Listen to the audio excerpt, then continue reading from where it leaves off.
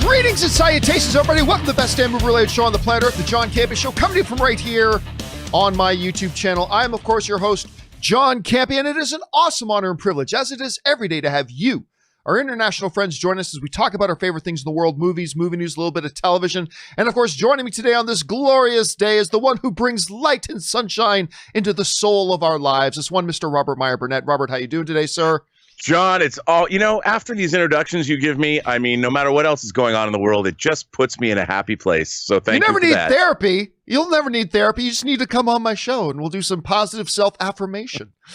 Hey, listen, guys, speaking of positive self-affirmation, you guys are all awesome. Thank you for being here today and choosing to spend a few of your hours here today with us. We do have a bunch of things that we're going to talk about here today. First, we're going to go into all of our main topics. And then in the second half of the show, we're going to go and take your live comments and questions. You can get a live comment or question on the show by simply using the tip link at the top of the description of this video, or just enter it in manually, streamelements.com/movieblogtv/tip. You'll be getting your comment or question on the show, and you're going to be supporting the show at the same time. And all of us here, thank you very much for that.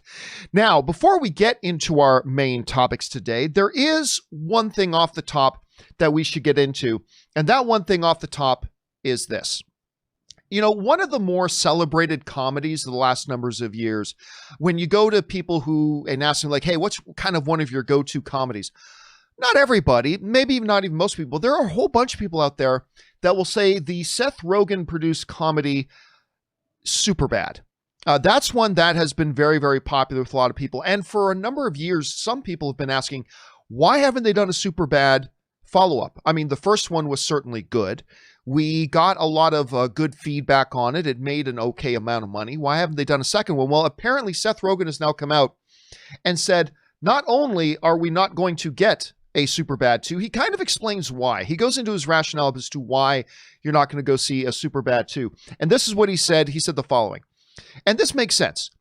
I think of all the movies we've ever made, Superbad is one I'd 100% probably never touch. Honestly, I don't think it requires improvement or anything to be built upon it. I'm unbelievably proud of it. It really holds up. People still watch it. High school kids come up to me telling me that they've watched it for the first time and how they loved it. It's worked its way into being viewed as one of the better high school movies out there. And I think that's a fair statement to say. And I think he makes a lot of sense. Now, listen, to me, I've never thought that the measuring stick of whether or not you should make a sequel to the comedy is, does it need to be improved upon? I don't actually think for any sequel, I don't think the requirement for any sequel is, can you make it better than the first? You know, I think, hey, can you make it as good as the first? Can you make it close to as good as the first? If the first one's really good, just make it close to it. I also don't think for a comedy, you need to have a story that requires another chapter. Take, for example, something like the Hangover movies. I was all for a Hangover sequel, even though I'm not a big fan of the Hangover sequels. But I was all for them doing another Hangover sequel. Even though the story didn't need it, I just wanted to go and hang out with those characters again. And I think good comedies, when they do that right, it can work. But something about Superbad, Rob, at least to me, when I think about Superbad, not only did the story really not require it to go anywhere else, it is true that these two characters, not to mention McLovin, would be cool to hang out with again, but it almost felt like Superbad was a story that existed because of that particular context those characters were in. That was the story. That was the movie, you know what I mean? And I can kind of get why you would look at a Superbad, even though I wouldn't feel this way about all comedies, and go, yeah, it was what it was, and you probably really shouldn't do another one. I don't always think that about other movies as far as sequels go, but for Superbad, I see the logic there. Rob, you hearing Seth Rogen say this stuff, what do you think? Well, next week is Superbad's 13th anniversary of release. Wow. It came out in 2017. Now, I've always been interested in movies where you meet characters later in life. Like, I think one of the most unsung movies that's come out in the last decade, and one of the best sequels ever made, was T2, Trainspotting 2. No one saw it. Made no money here. I love the first Trainspotting. Trainspotting 2 was great. I get what Seth Rogen is saying. But it would be really interesting to come and meet these characters. Literally, they've doubled in age since we last saw them. Yeah. What are they like now? Where is McLovin in his 20s? You know, well, isn't Jonah Hill like 36 years old or something like that right now, but too? I mean, you'd have to, like, I don't know how you do it. They're in high school, so you could play it. I mean, he could look young, right? But I get where Seth Rogen is coming from, because that movie was about a very specific time in a boy's life. But I'm still holding out for Riskier Business, the sequel to Tom Cruise's 1983 teen comedy Risky Business. Where is that? Where's Joel Goodson now? And I would love, I love when you see characters come back. I love The Color of Money. You meet Fast Eddie Felson 25 years after he was in The Hustler, you know, and you see what he's become. And there's not enough of those movies when you can get the cast back and do something interesting and commentary on their lives. I mean, think about it. In 2007, smartphones were just coming into that was when the iPhone was released. Where are we now as a society? What is McLovin doing? Is he really giving the lovin' that he wanted to back in the day? Has he become the sex god that he dreamt himself to be? I mean, I don't know, but I get what Seth Rogen's saying. But still, I think there's something there. Yeah.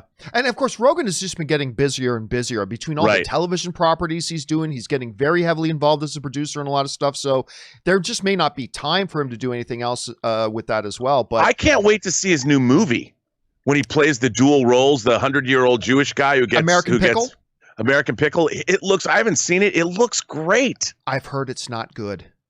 Oh, really? I've read some earlier reviews. Now, maybe it's just the couple of reviews that I've read, but I've read a few reviews that said it's actually not all that good. But because his performance looks to be tremendous. I mean, look, good Canadian roots in Seth Rogen, so I'm always going to be very interested in anything he does. The question is for you guys, though. What do you think? Number one, what are your thoughts on Superbad? Does it hold a special place in your heart as well? Do you think it's the right call to just move on from it at this point? Or like Rob, would you guys kind of like to go back and revisit these characters again? That could be a lot of fun. Jump down into the comment section below and let me know your thoughts. All right, guys. Hey, listen, before we get into our main topics, I want to remind you guys about something. I know you can't always get in front of a YouTube channel to watch your daily dose of the John Campea Show, but good news, there is the audio-only version of it. That's right, the John Campea Show podcast is available on your favorite podcasting app of choice for when you're on the road, in the gym, you're at work, whatever the case may be. Head on over to your favorite podcasting app of choice and download and subscribe to the John Campea Show podcast today, so it's there when you need it. All right, guys. With that down, let's now move into our main topics. And how do we select our main topics here on the John Campea Show? Well, it's really rather simple. You see, you guys come up with them by going anytime 24/7 over to www.thejohncampeashow.com/contact. Once you guys get there, you're going to see a form. Fill it out with your topic or question. It's totally free.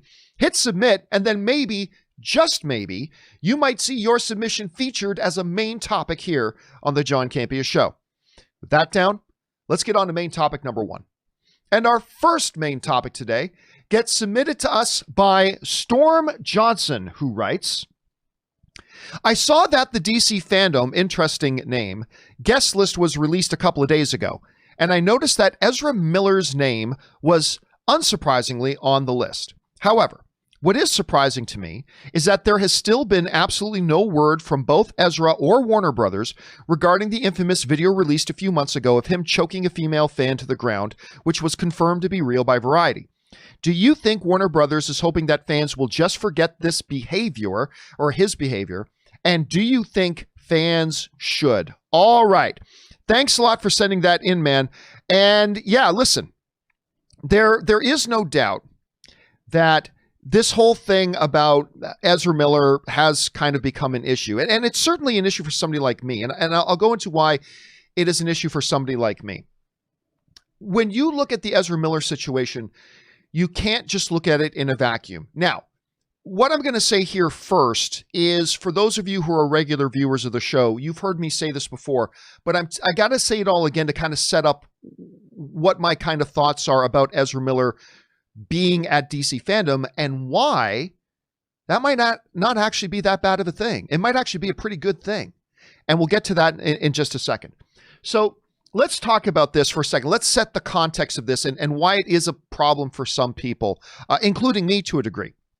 So let's remember the history of this. On April 5th, Ezra Miller gets caught on video physically choking a girl and taking her to the ground. Now, Rob, you remember this. When the first day that came out, I was like, oh, come on, guys. This is clearly a joke. It's clearly a joke. Oh, then all the reports came. No, it wasn't a joke. There was actually an altercation, and he actually did take a girl to the ground, and that kind of changed the thing of it. Fast forward now just a couple of months. On June 8th, old tweets from the Flash co-star Hartley Sawyer resurfaced about tweets he had put out 5, 7, 8 years ago, whatever. So we have two stars of two different Warner Brothers properties in a, let's say, compromising situations. What was the result of the Hartley Sawyer situation, of old tweets resurfacing? He was instantly fired, right? Instantly fired. Castmates quickly came out to condemn him. He was instantly shuttered away, gone, even though he apologized.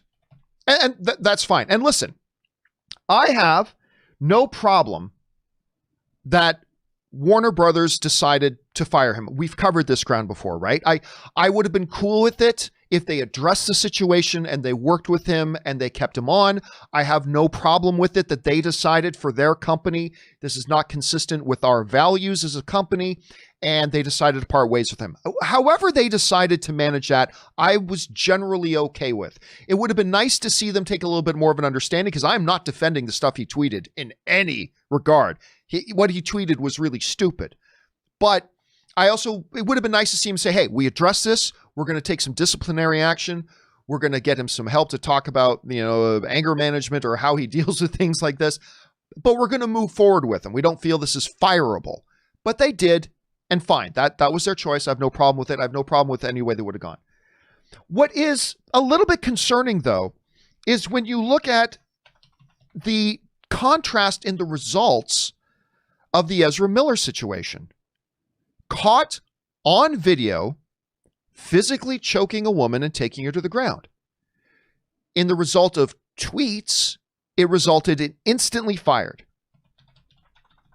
In the result of Ezra Miller, the result was nothing. The result was silence. That was the result. Now, I am not saying that Warner Brothers should have fired Ezra Miller. I'm not saying they should have done this or done that or done whatever. Whatever they kind of wanted to do is fine. Where I get concerned is when you see a massive contrast between the result of a guy on camera, one of your big stars, out at a nightclub during a pandemic, not being able to restrain himself and having a female fan who's laughing at him, choking her and taking her to the ground, versus a guy who wrote some tweets about 5 to 6, 7 years ago and he got instantly fired. I just thought there was a hypocrisy and at best an inconsistency. I thought at best there was an inconsistency in those situations. Now, you guys have heard me talk about that before. I've already gone in depth about that, so we don't need to go into that any further. But that's setting the stage.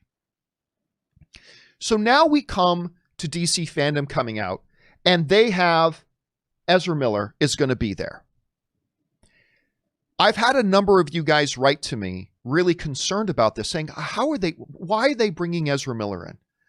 The guy just, he choked a woman. They didn't do anything about it. They're still not addressing it. They're playing ignorant. They're sticking their heads in the sand. They just hope that it just goes away, blah, blah, while they fired another guy for tweets.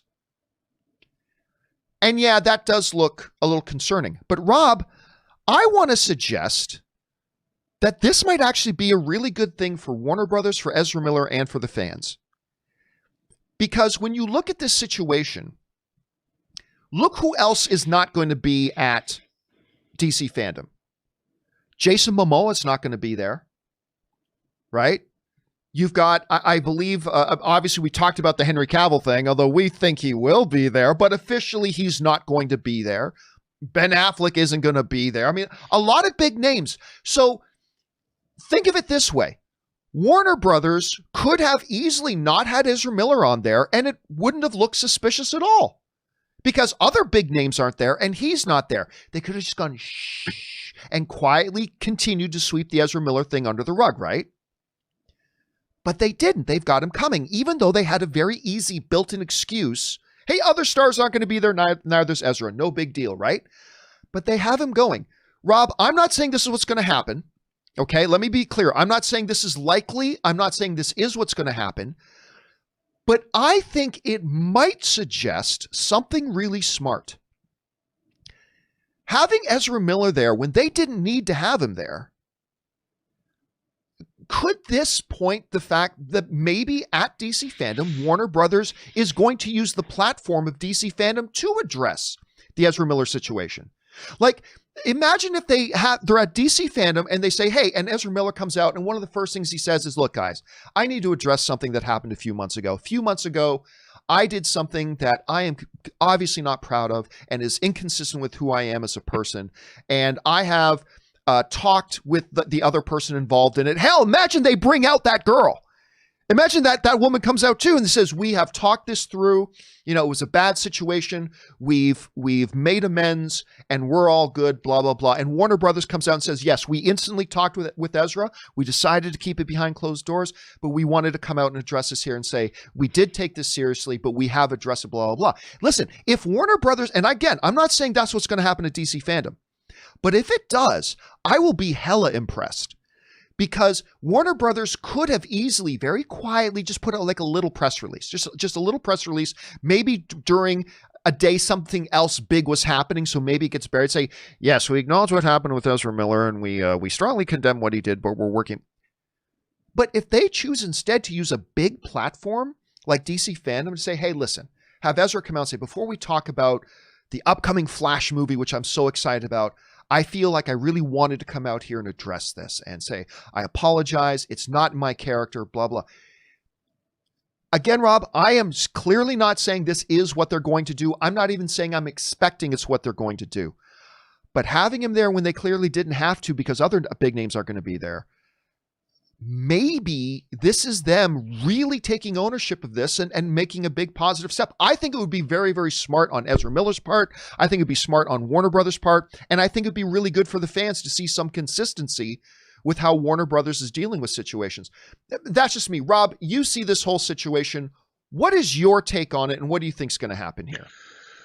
Well, first, I mean, obviously, yes, we've heard that the situation was in fact real in some way, shape, or form. But the fact that it was sort of addressed and that's all we heard about it, maybe there's just, as far as social media is concerned, there's details that we never knew that Warner Brothers, after investigating it, was satisfied that, look, this wasn't, I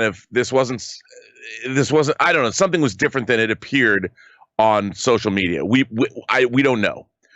Second of all, you know, this idea that one mistake, no matter what that might be, I mean, obviously Ezra Miller was in a public it was a public forum. It wasn't behind closed doors. I mean, it was out there. Whatever was going on was clearly something crazy and wrong. But again, I just don't think we necessarily have all the details or whatever.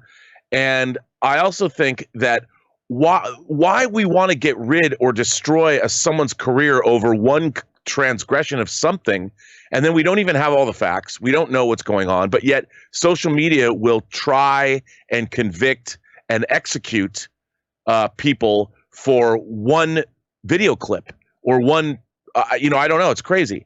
So perhaps people have spent a long time behind closed doors, whether it was Ezra Miller's management, whether it was Ezra Miller himself, whether it was Warner Brothers. There could have been a very long investigation that we don't know anything about. So I think, you might be right that by having him come on here, he can address this situation publicly after everybody is satisfied that they've taken care of it or they've looked at it from every angle, and maybe apologize publicly and explain what happened and where he was coming from. Because that's the way adults handle things. And I think that's probably what they're going to do. And obviously, they're moving forward with the Flash movie, the Snyder Cut, where more of the Flash presumably will be appearing. Ezra Miller is integral to what's going on at Warner Brothers as far as their superhero properties are concerned moving forward. And I think that this is the way to do it. And I guess we'll just wait and see what people think. But I'm like, this is how adults work in the real world. When something happens that's bad, whether there's investigations or the law gets involved or something, and then people come forward and either you admit your culpability and then you move forward. There's no reason why people should be banished to the phantom zone for the rest of their lives and their careers destroyed. And so I think you're right. I think you're right.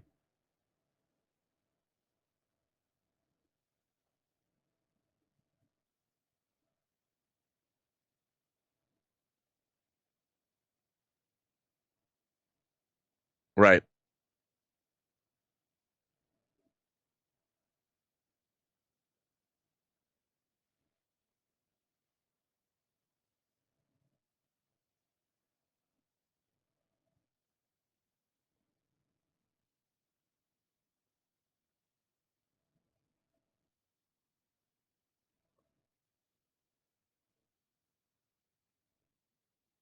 Yeah.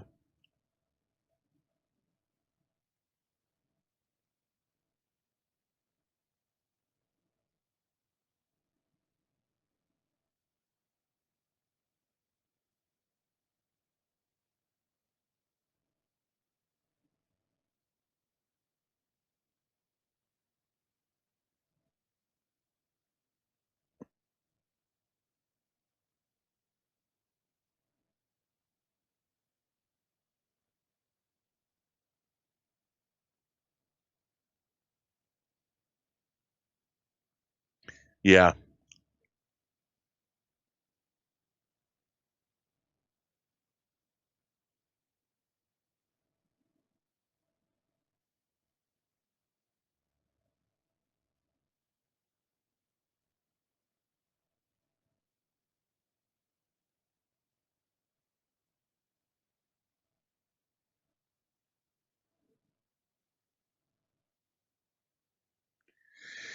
Yeah, man.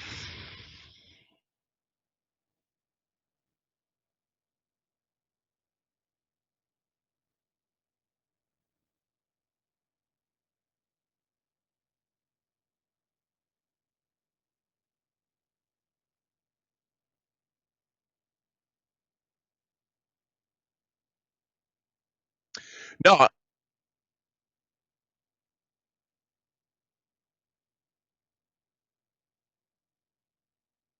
I think that they should. I think that absolutely you can't. This is an elephant in the room it's going to be a publicity problem throughout whatever they're going to do with the Flash unless they address it. And I think that would be that again, the smart adult thing to do is to address this and then put it behind them. And in terms of what I really think is the firing that we're talking about is there are always issues du jour. The transgressions that are now first and foremost, depending on what they are, racism, sexism, phobias of many different kinds, whatever the issue du jour is. And if that issue is the forefront and you transgress against that issue, the punishment is harsh, severe, and very quick. And I think in the case of those tweets, that's where we were at. I mean, look, we live in a society where we need to start learning that people make mistakes.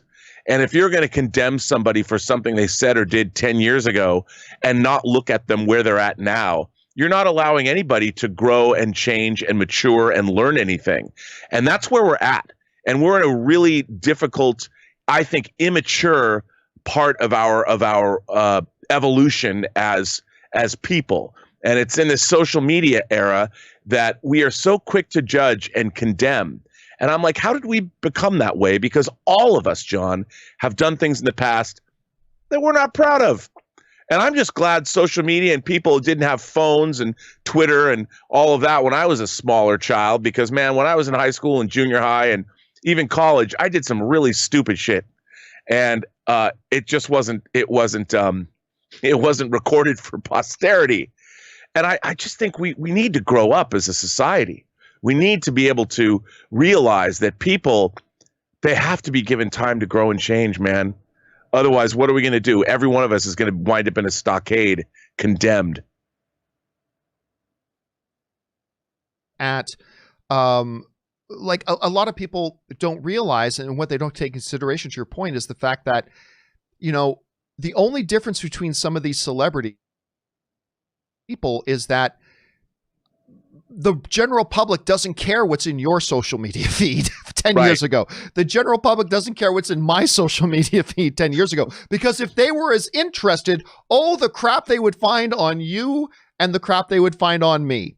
I mean, it would not be favorable for anybody. You know what I'm saying? And so I don't know. Again, all I've asked from Warner Brothers, or any company for that matter, is show a little consistency with how you're going to deal with it. That's Agreed. all. Just show some consistency, and we'll see if DC fandom becomes a platform that they choose to exhibit some of that consistency, or whether they continue to play the game of let's pretend none of this ever happened. I don't know. We're going to have to wait and see. Question is, guys, what do you think is going to happen to DC fandom with Ezra Miller? I'm actually suspecting, although I'm not saying put any money on it, I'm suspecting they might use this big platform to address it, in which case I would think that would be pretty damn big of them to do. But I don't know, maybe not. What do you guys think about it? Jump into the comment section below and let me know your thoughts. All right, guys. With that down, let's move on to main topic number 2. And our second main topic today gets submitted to us by Jay Master. And Jay Master writes, "Hey, John and Rob, I was reading on Variety that Zac Efron is to star in a remake of the hit 1987 comedy 3 Men and a Baby for Disney+. Gordon Gray is producing the remake, whose producing credits include Ben Affleck, The Way Back, and The Rookie. Also, Will Reichel has written the script for the remake for Disney+. What are your thoughts on the remake 3 Men and a Baby for Disney+, and on Zac Efron starring in it?" All right, thanks a lot for sending that in, man. And yeah, listen, I am actually a big fan. For those of you who've watched me for any period of time, you guys know I'm actually a pretty big fan of Zac Efron as an actor. He's not always in the best stuff. I mean, that's clear. He's not always in the best stuff. But I've always thought, ever since I saw him in this little movie called Me and Orson Welles a number of years ago, which I believe he also starred in with Claire Danes, I remember I thought, like everybody else, he's just a flash in the pan, the High School Musical kid, blah, blah, just a good looking face, no substance. And then I saw this little movie he did called Me and Orson Welles, and I'm like, damn, this kid can act. Like, he's really quite good. And despite the fact, he's showing up in 17 again or whatever, yeah, he's done some movies that are not the best. But when he's in something that's worthy of his material, whether he's playing Ted Bundy, or he's in that movie with Matthew McConaughey, or whether he's in The Greatest Showman. How good was he in The Greatest Showman? He's fantastic. I'm a big fan of his. Well, anyway, now comes news that we are supposed to be getting him in a 3 Men and a Baby remake, which of course brings up the question of who's going to play the other 2 roles? Who are going to be the other 2 guys? But we'll save that question for another time. Right now, this is what's being said by The Hollywood Reporter. Efron's boarding of the 3 Men and a Baby remake marks a return to Disney for the actor, who became a star thanks to his breakout turns in the High School Musical movies over a decade ago. He can currently be seen in Down to Earth. By the way, I don't know if you've seen any of that show. It's actually a really cool, interesting show. It's a little docuseries. He can currently be seen in Down to Earth, a documentary series he also executive produces and released on Netflix in July. The show features Efron roaming the world exploring sustainability. Yeah, it's great. It's just Zac Efron and this other big health guru dude who travel the world and go to different countries and look at something that country does in the realm of sustainability. That is really amazing. It's fantastic. I highly recommend checking out the episode they did on France and water. It's really quite great. So go check that out. Rob, I'll tell you what, I've always loved 3 Men and a Baby, directed by Leonard Nimoy, by the way. Mr. Spock directed that movie. I've always loved that movie. I even really like 3 Men and a Little Lady. And there was supposed to be, for years, there was talk about getting Guttenberg, Danson, and Selleck together again, decades later, for 3 Men and a Bride. They talked about doing that for a very, very long time. never came to fruition, which is kind of unfortunate. This is a story and a concept that I actually believe is more relevant today, Rob, than maybe even when it originally came out. I think the way our society is today and the way our culture has changed a little bit, the concept of three men and a baby actually it changes it from what it was when Tom Selleck did it. It's a different context. It changes the dynamics of what that kind of would be, yet fascinating nonetheless. And I think an actor like Zac Efron, who is in his mid-30s, by the way, a lot of people still think he's some kid. He's in his mid-30s at this point. I think it would be great. I'll tell you what. I'm all for remakes. That's fine. But I don't get excited about a lot of remakes. I think this one could be really, really good. Anyway, Rob, you take a look at this. What do you think? Well, are they going to get Zachary Quinto to direct? Since he's the new Spock? I don't know. I stole that joke, so I have to take credit for that. But, look, again, anything that has a great script and a great story. And like you said, we live in a much different culture now. Maybe Zac Efron's in a same-sex marriage, and he's they're the two of the three men that are going to raise the kid. I mean, there's many possibilities that can be updated, and as long as the script is good. I too am a fan of Zac Efron. I keep talking about this movie. I don't even know what it was called, but he walks across America to Florida and then falls in love with this girl. It's one of these rom-com things that these mushy romances he was in. I watched this movie and I was thinking to myself, I turned it on cable or something, and I watched the whole thing, and I'm like, Zac Efron's a really good actor. I believe him in this role, even though he was quiet and reserved. And everything I've seen him in, he's good. And it would be nice to see him in a role where people are like, oh, he's not a kid anymore. He's actually playing his age, And I would like to see that. I think that there's great possibilities. Remember, Three Men and a Baby was a remake of, I think, a French film. Yes, it was. Three Men and I can't remember what it was, but it was a remake of a French film. Yes. Yeah. So, hey, why not? Why not remake it again? Just for fun, it does kind of bring up the question then, okay, let's for argument's sake say he's the Tom Selleck character. Who do you get? Now, I'm going to tell you what, I'm a little bit, a number of years ago, he was in a comedy. Zac Efron was in this little comedy, and I'm struggling to remember the name of it. I want to remember it before. Maybe you guys in the live chat throw in a comment here and tell me if you think we know what we're talking about. He was in this comedy with two other guys. It was Michael B. Jordan and Miles Teller, and it did not get received all that great. I actually thought it was quite a good movie. I thought, and I can't remember the name. If you guys in the live chat remember the name of that movie, it was Michael B. Jordan, Zac Efron, Miles Teller. All three of them, by the way, I think are terrific. That awkward moment. Thank you. Lindsay Platt was the first one to throw it in there. That awkward moment was the name of it. It wasn't all that well received. I thought the movie was quite good. It's too much of a gimmick.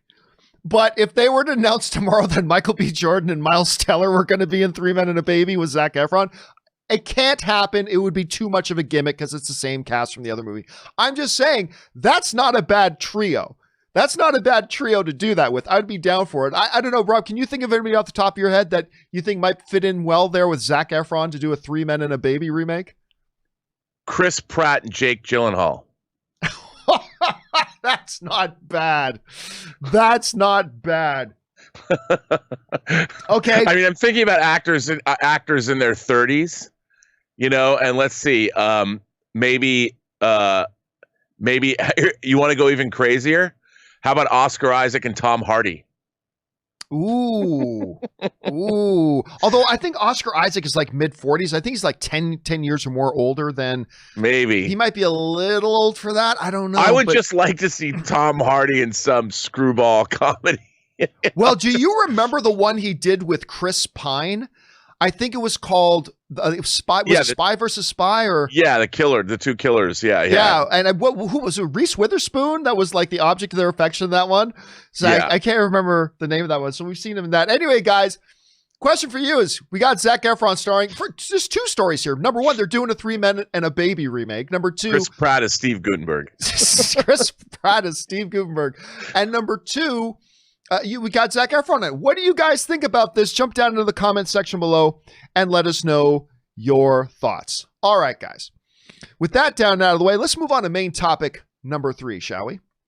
And our third main topic today gets submitted to us by Geeky Gator, who writes, "Hey, John and gang. With Lucasfilm lately, it seems like there is a lot of Star Wars projects announced that never come to fruition.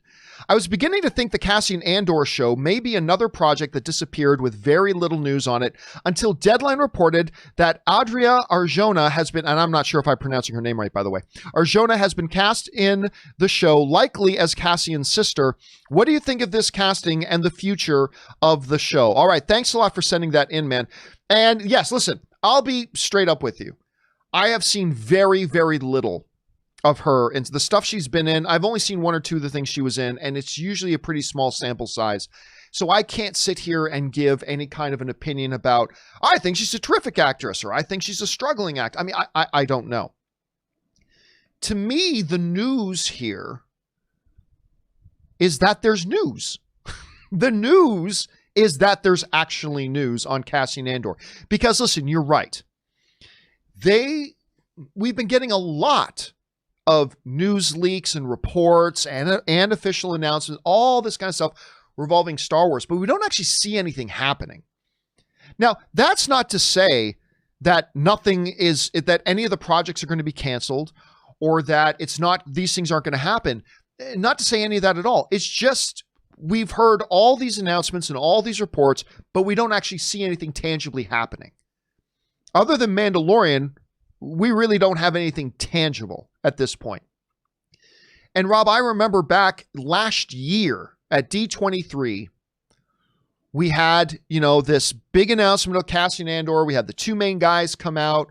I think it's Diego Luna that stars in it, right? And Alan Tudyk.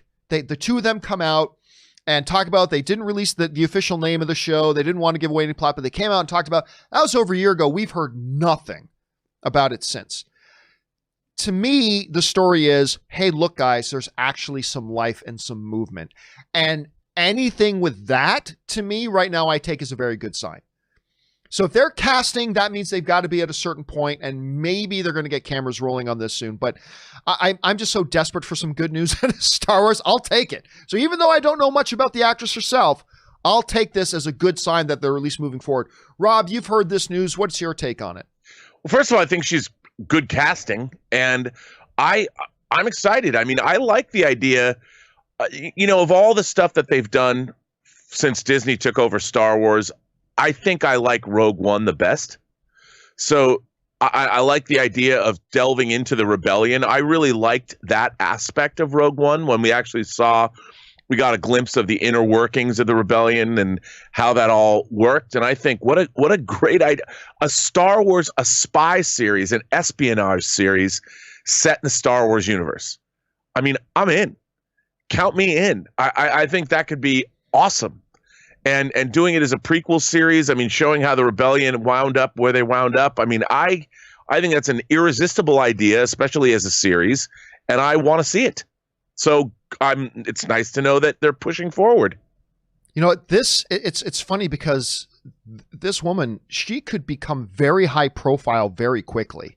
Yeah. Because she's gone from, I mean, most people I don't think recognize her name right now.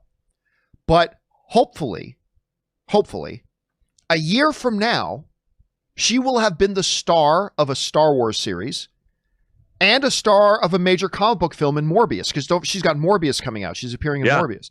So she could literally 1 year from now, depending on when they shoot Cassian Andor and whenever it comes out, but it is theoretically possible 1 year from now, she could be a major name. She could be a major name. And I love when that happens. Yeah. I love when people hit across multiple areas, especially in our imagination connoisseur world. I like it. Question here is, guys, what do you think about this announcement? Maybe you're very familiar with her work and you've got a strong opinion about her as an actress. Maybe you're like me, where really I've seen too small of a sample size, but I'm just excited that there's any news at all about this on Cassian Andor. Does this give you a little bit more confidence that things are going to finally start rolling with it? Maybe it doesn't. Jump down into the comment section below and let me know your thoughts. All right, guys. With that down, let's move on to our fourth and final main topic today. And our fourth and final main topic today gets submitted to us by Amin Safir, who writes, "Hello, John. I have a very deep love. Oh, don't we all? I have a very deep love of, sorry, my screen went blank for a second. Hold on one second there. There it is. I have a very deep love of comic book movies. DC movies, Marvel movies, it doesn't matter. I feel like the end of Endgame marked the end of a certain era of comic book movies, and that a new one is ready to start. It feels like a clean slate. I was wondering, even though I know you love both, do you think Marvel or DC is better positioned right now to really succeed in the next era of comic book films? Thanks for all you do. All right, thanks a lot for sending that in, man. I appreciate that. And yeah, you know what? You're not alone, man. I think it is fair to say that Endgame, Rob, we talked a lot about the fact that Endgame clearly did mark the end of a certain era for the MCU.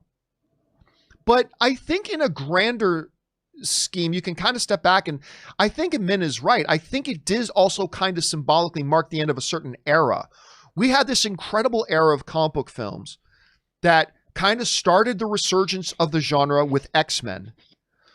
And then all the way up to then the formation of the MCU, DC stuff getting going, and then this big culmination coming up with Endgame being the #1 box office film of all time. And it does kind of feel like that was the closing of a certain chapter.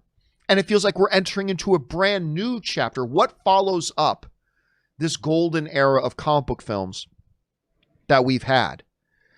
And it brings up a question about, okay, Rob, I don't think it's very controversial to say it's not a competition. Both want to succeed on their own rights, and both enjoy the benefits of when the other has success. Kevin Feige's talked about that.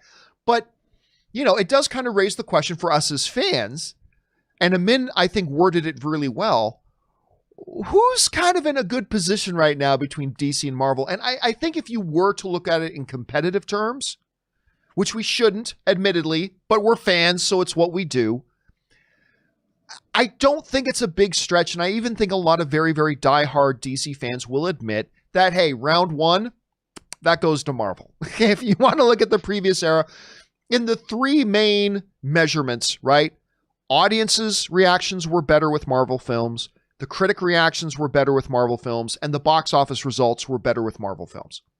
Okay, I very much like the Marvel films. I very much like the DC films. But yeah, if you had to say one had the competitive advantage over the other, I think it's pretty clear to say, yeah, and it's not very controversial to say Marvel took that. I think Marvel took that. But it could be a different situation, though, when you're talking about who's better positioned right now.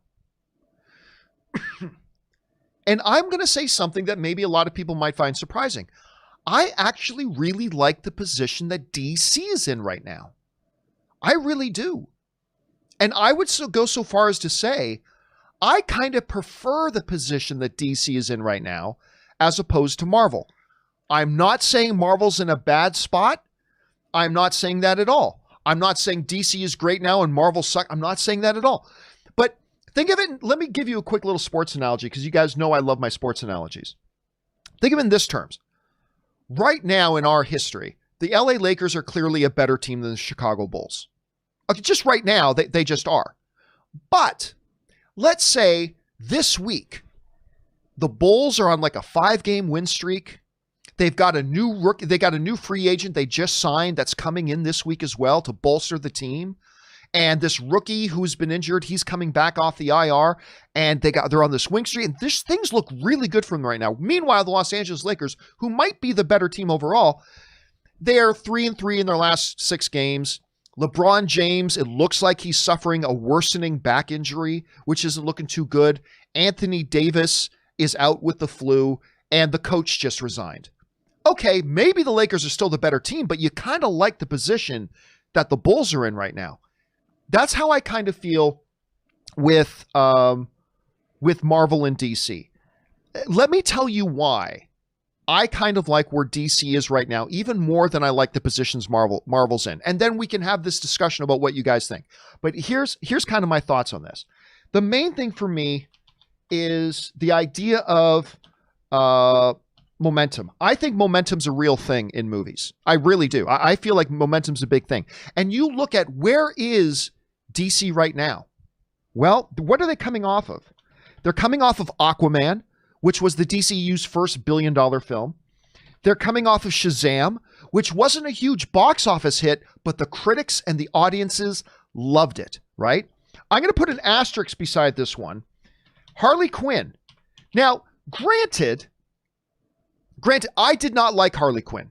All right, just to be clear, it's the first DCEU movie that I didn't like. I thought it was a pretty poor movie, but I'm still listing this under momentum because the reality is, even though I didn't like it, it got a very respectable 78% critic rating and a verified audience rating of 78% as well. So, hey, it's not a movie for me, but I still put it under the positive momentum era because a lot of other people did like it. But then you follow that up with Joker. Oscars! Okay, so if you want to talk about momentum, they've got some incredible momentum rolling with them right now. And beyond that, let's look at what's upcoming. We've got Wonder Woman 84. Okay, Wonder Woman is one of their holy trinity, one of their main iconic characters, coming off a really successful Patty Jenkins original Wonder Woman movie. Now coming in, Patty Jenkins is back. We've got that coming out. That's great momentum. Want to talk about major momentum? Oh, you got to talk about Batman. Like, whatever has happened before, Batman is the biggest superhero in the world. And now we've got Robert Pattinson playing it. We've got Matt Reeves, one of the great directors going right now. A lot of excitement about Batman. So you got one of the Trinity in Wonder Woman coming. You got Batman coming. And then, oh, look at this. Black Adam may not be the biggest name in the world, but you know who is the biggest name in the world? The Rock. The biggest movie star in the world. And I think that's safe to say, right? He's the biggest movie star in the world. Whether you think he deserves to be or not, that's another discussion. But Dwayne "The Rock" Johnson is the biggest movie star in the world right now. And certainly the most bankable. So we've got that coming. Oh, and by the way, we got Shazam 2 coming, right? Again, the first one didn't do huge box office, but the critics loved it, the audiences loved it, and I think that's going to show momentum moving in. They just have a lot of momentum right now. And so when you look at DC and where they're at this moment, coming off of all this positive momentum, the first time since the DCU launched with Man of Steel that they've had significant, real positive momentum going. On top of that, what they have coming out is highly anticipated with some of their biggest names. And the one that isn't a big name character, has the biggest name in movies at all with Dwayne "The Rock" Johnson. I just think they're in a very, very good position right now. Now, let's juxtapose that against Marvel at the moment, okay? Right now, we are in a post-Endgame world, right? Endgame. We're in a post-Endgame world right now. That whole thing, and Rob, you and I have discussed before about how, listen, we're all still very excited about the Marvel Cinematic Universe. Of course we are. But, and we've talked about this several times, with Endgame being done, you could feel like we're in the post-climax, like the crescendo is hit. And we're kind of on that, not downward slide, not at all, but it's like we're in that area now where we're sitting down. We've just been sprinting with Marvel, and now we're kind of sitting down. So we are in a post-Endgame world where they're going to have a little bit of work to get that momentum going again. But this one is huge. They just lost their two biggest characters, right? They just lost their two biggest characters in Iron Man and Cap. I mean, that's a real thing. The two biggest characters they've had, and the actors playing them with Robert Downey Jr. and Chris Evans, who have been the faces of the MCU, to the point that when you did Civil War, boom, your main guys in Infinity War is one, and your main guy in Endgame is the other. It's Cap and Iron Man. This whole thing has kind of been, look, they have lots of strengths all around. It's not just Cap and it's not just Iron Man, but there's no arguing they were your two biggest pieces, your two most popular pieces, and your two most fan favorite pieces were Iron Man and Cap. And now not only are we in a post-Endgame world, we're now in an MCU that for the first time since its inception does not have those two characters. I think that's significant. It's not a death sentence. I'm just saying it's significant. But also, let's look at what they have coming up, right? They have Black Widow. And listen, I like the trailers for Black Widow. But, you know, if you're somebody like me, I've always said this for a long time. I love Hawkeye and Black Widow. I love those characters. And I love them. I want to see Hawkeye and Black Widow pop up in every MCU movie. But I've never been interested in a standalone Hawkeye adventure or a standalone Black Widow. There are many who disagree with me, and that's cool. But the latest trailers for Black Widow were really good, but I've not sensed this massive excitement about either the Hawkeye Disney Plus series, and I haven't sensed that massive excitement about a Black Widow movie either. There is enthusiasm. The trailers have been very good, particularly the later trailers, but I don't think that's as significant as, say, a Hallmark character like a Wonder Woman coming back to the screen. And Black Widow could very well be $1 billion film. I'm just saying, but beyond that, you've also got the Eternals coming out, which a number of people are very excited about, but it is one of those properties that a lot of people don't know anything about those characters, right? A lot of people don't know anything about Eternals. Not a lot of people knew about Guardians of the Galaxy either, and look how that turned out. But I'm just saying, right now, when you're looking at the upcoming schedule of the biggest characters, Wonder Woman, Batman, you got the world's biggest movie star in The Rock coming with Black Adam and such. And now we've got a couple of not guaranteed home runs with Black Widow and Eternals. They could end up being the best films of the year. We don't know.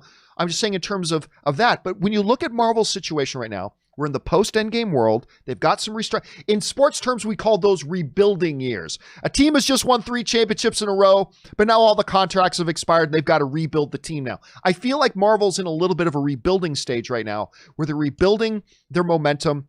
They just lost their 2 marquee characters and they don't have the biggest titles coming out in the immediate future.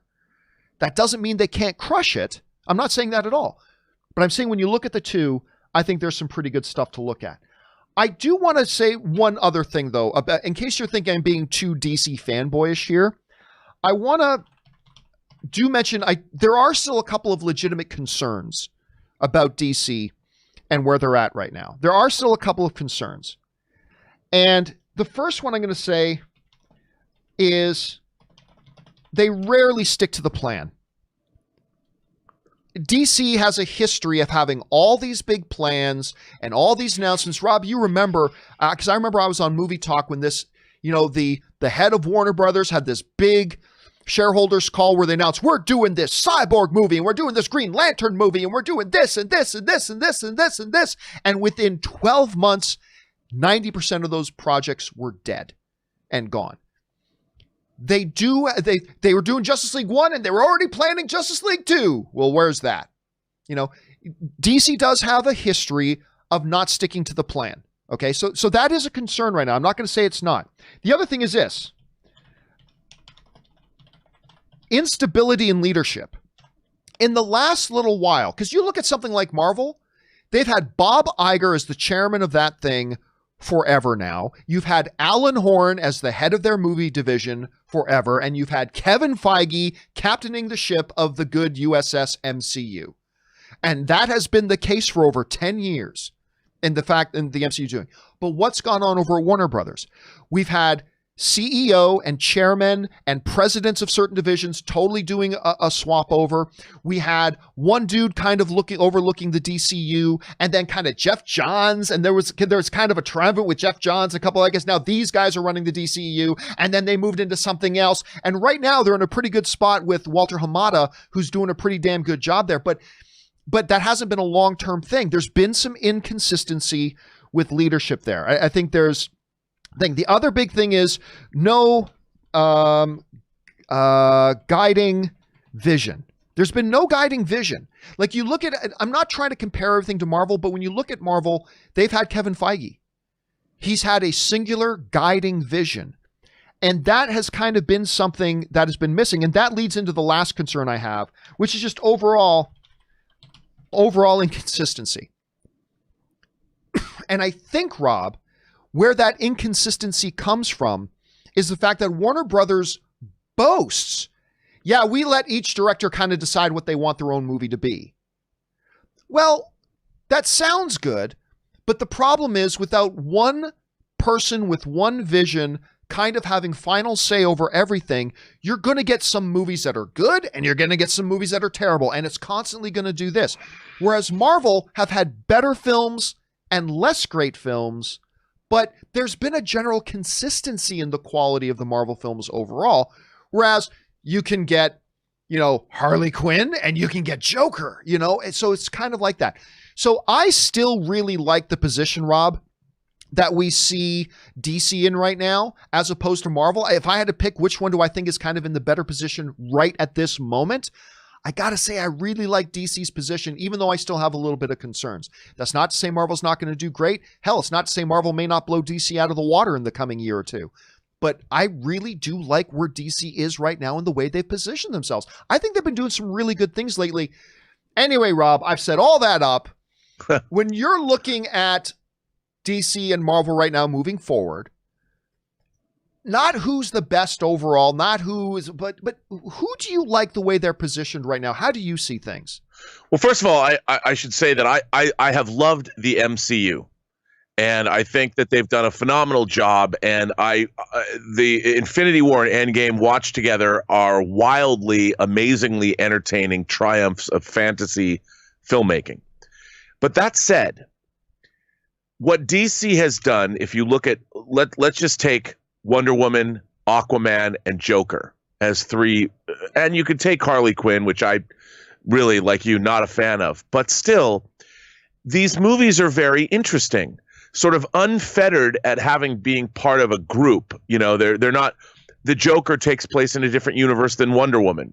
And while Aquaman has tenuous connections to a larger cinematic universe, Aquaman is a bonkers movie unto itself. And as somebody who is an avid moviegoer and loves fantasy cinema, I like the fact that we're getting very different flavors of movies from DC.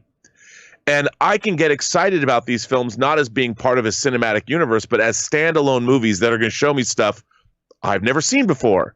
Like the internecine battle of the Atlanteans in Aquaman. That was some crazy stuff.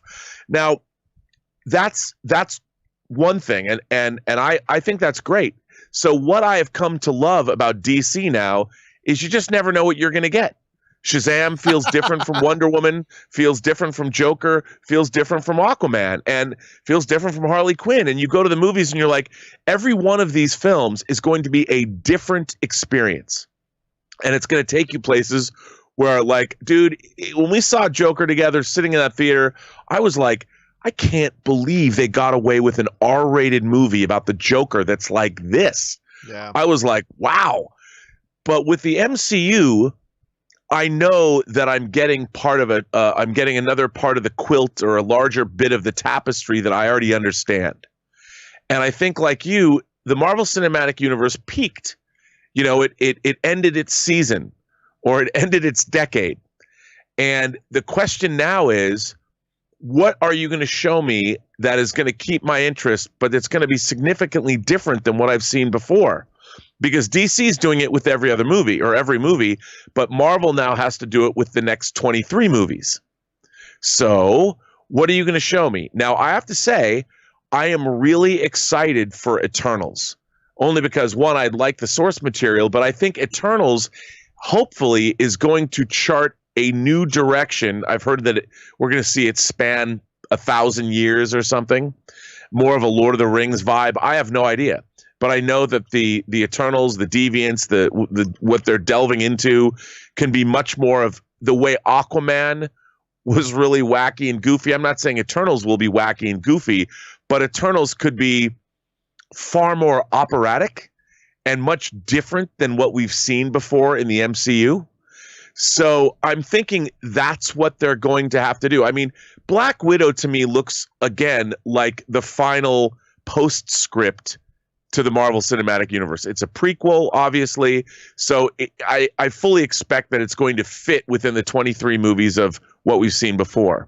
But I see Eternals as the jumping off point for whatever it is that we're going to get next. And when I hear they're making Doctor Strange and the Multiverse of Madness, I'm like, well, that sounds pretty different too.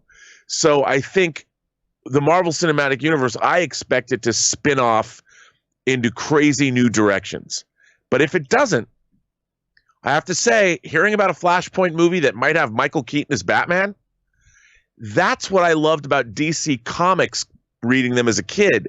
And if they're going to embrace the wackiness, or at least the diversity of the kinds of movies that they can make under the DC brand, which is what they have done with Wonder Woman, Aquaman, Shazam, Harley Quinn, and especially Joker, I have to say, like you, from a cinematic experience standpoint, and the fact that you don't know what you're going to get, I think DC is in a better position to, let's call it, thrill moviegoers or surprise moviegoers, which is what we all want. Whereas the MCU, you've got 23 movies already. We got 24 with Black Widow and 25 with the Eternals. That's a lot of movies, and we're used to what we're getting. It's a formula now.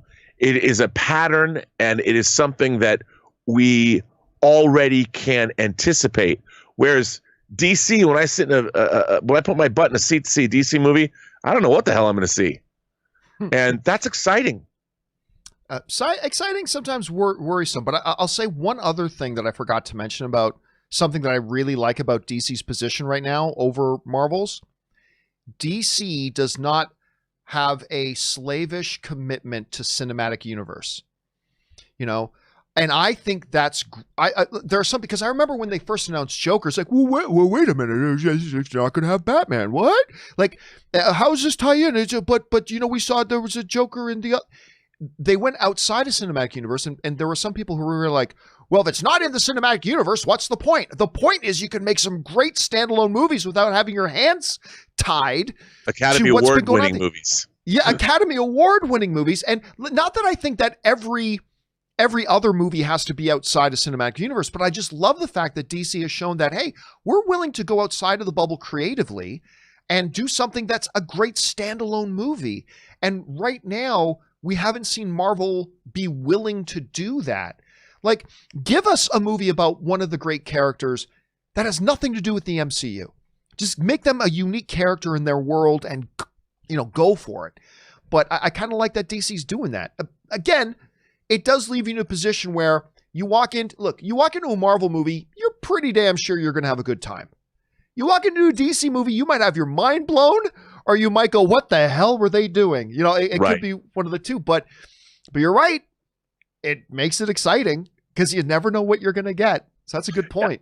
Yeah. And I mean, look, I think we all love the MCU, and for the most part, even movies that you go back and you watch movies that weren't as well received, such as Iron Man 2 or Thor: The Dark World, they're still pretty good. You go back and look at them now, they're not like train wrecks. They're still entertaining. They're still interesting. They still add to the tapestry of what the Marvel Cinematic Universe is. And I think it's okay. I think the fact that they've built the Marvel Cinematic Universe, I am still interested. They've cast these movies well. Black Widow looks to have, Frances Pugh, I'm a big fan of hers.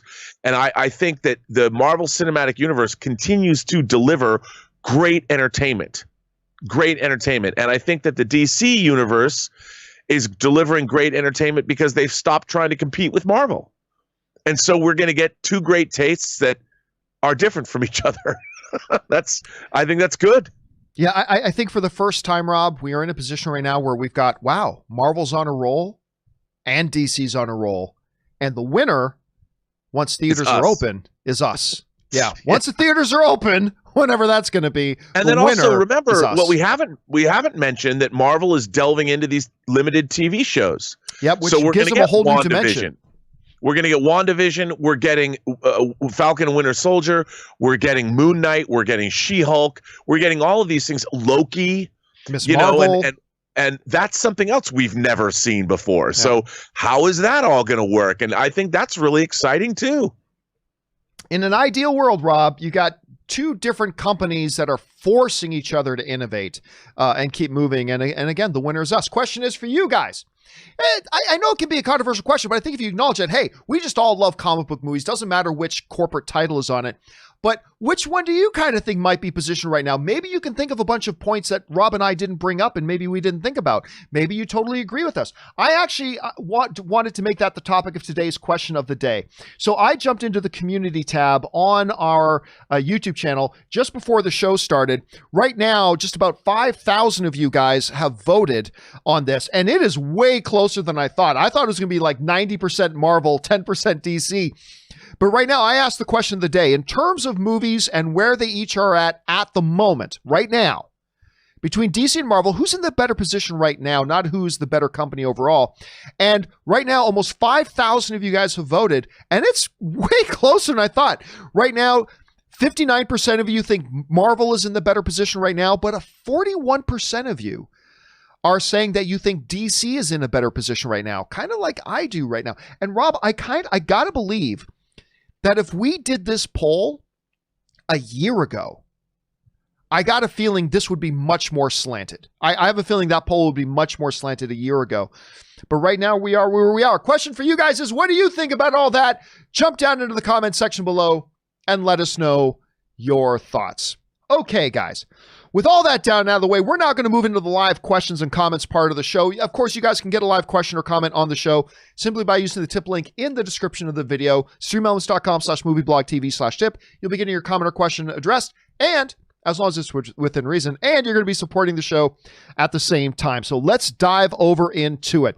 And we're going to get things started here with K Major, who writes, still no True Lies on Blu-ray or 4K. That is my favorite action film of all time, is Arnold Schwarzenegger's True Lies. Anyway, that's a crime. Top 3 action films of all time for me: Air Force One, which is great, and Under Siege 1 in no particular order. Yeah, Under Siege was great. The follow-ups they did were no good. But Rob, it is kind of funny. You and I were talking about this yesterday, about the whole notion about, Disney is getting out of the 4K game. They're getting out of the physical media game.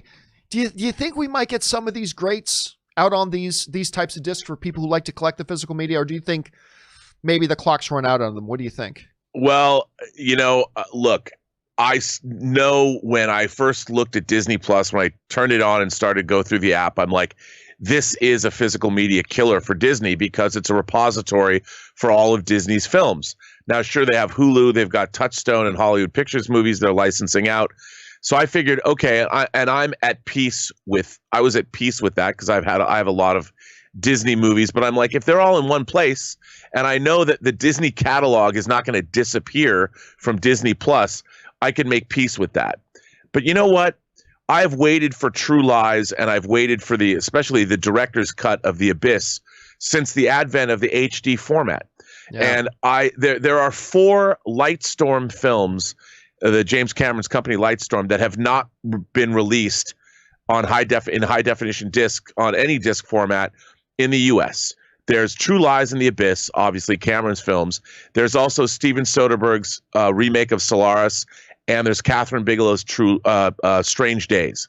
Now, I bought Solaris and I bought Strange Days from Germany, so I have those discs, but I don't have 4K versions of True Lies, and I don't have 4K versions of The Abyss. And James Cameron's been talking about them. They've had 4K transfers apparently forever.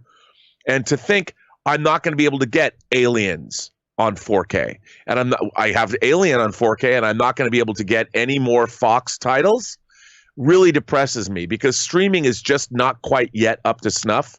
And I'll tell you something, seeing something on a disc that has Dolby Vision and 7.1 or Dolby Atmos, you can't beat it yet. And it bothers me that I can't get these titles. And look, I understand that's the way of the world. We've been talking about the demise. Physical media sales have been plummeting up to 15 to 20% every year. Every year they go down, and they are replaced by streaming. I get it. And I'm going to be one of those people screaming, dude, I still got my laser discs. And I'm going to be screaming, I want my 4K discs when I'm on my deathbed. But I get it. I get that's the future. The problem is, what really scares me about losing physical media is that on these streaming services, it's easy to tell what things stream the most. What are the things that are the most watched?